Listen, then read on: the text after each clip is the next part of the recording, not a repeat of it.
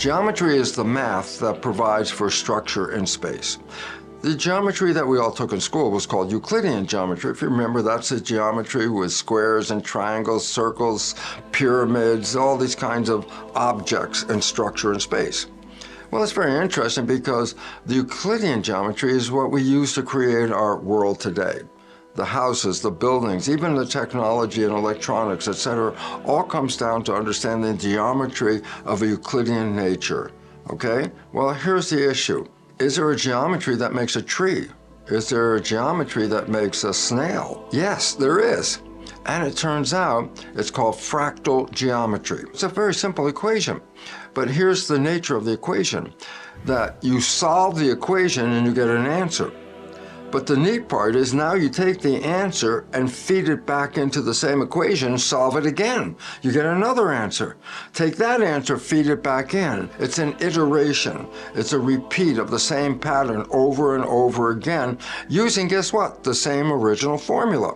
Since you're using the same equation, the patterns in the geometry repeat themselves at higher or lower levels of organization.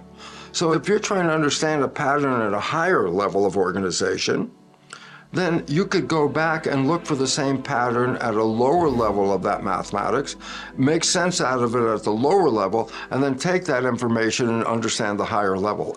It comes down to something you've heard your whole life. It's called as above, so below. So basically, it said you can see the structure of the universe in patterns that replicate in self-similar fashion at any level of organization. This very simple one that I work with all the time is cell biology. You can look at the human and say, look at all the functions in this human body. Well, that's very complex, 50 trillion cells. But guess what? In a single nucleated cell in your body, all the functions that you have in your body are already present in a cell. The cell has respiration, digestion, excretion. Cells even have an immune system. It's the same mechanism that's used in the higher organization, which is then a human body. In other words, there's a repetition in the structure from as above to below, not a new age idea, but a fundamental principle and fractal geometry. Now, an interesting point about it is, as far as we know, fractal geometry came into awareness in the 1980s with Mandelbrot. Well, obviously, 5,000 years ago, they obviously knew it as well, which then says, how smart are we, or how smart were the people that gave rise to us?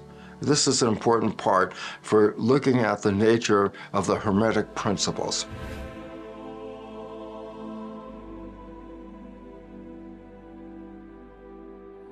The principle of vibration is so interesting because everything in the universe is moving all the time. It's always vibrating and moving. When quantum physics first looked at the atom, as the earlier physicists, they saw the physical structures of protons, neutrons, and electrons.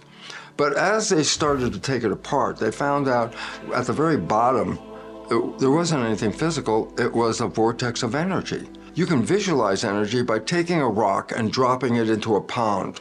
Well, the energy of the rock as it hits the water is translated into the pond water. What is the result? Ripples that radiate out, ripples and ripples radiating out. That is the shape of energy. The energy is a force who is shaping matter. It's the energy underneath the water. It's continuously vibrating. Waves and ripples come out of atoms. Atoms are spinning vortexes of energy, and in the process, they make waves, and these ripples go out into space. Everything in the known universe in regard to the physical experience is based on atoms, and all atoms are energy vortices with ripples that radiate out. Atoms are nano-tornadoes. Well, let's consider then the real tornado. It's a spinning vortex of energy. Try and drive your car through a tornado. As you get to the tornado, the force field of that vibration can actually lift up your car and throw it away. Vortices of energies, nano-tornadoes, have force fields to them. I can see a tornado. It's got all the debris and the dirt and the dust that's been picked up by the windstorm and thrown all around. If you take the dirt and dust out of the tornado, It's still an energy force field, even though now you can't see it. An energy force is invisible, but you can feel it because it will push on you, you push on it. That feels physical.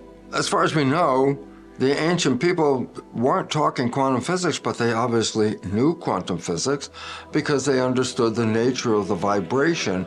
Even though they live in a world like we live in the world that appears to be physical, this ancient wisdom was built into the Hermetic principles.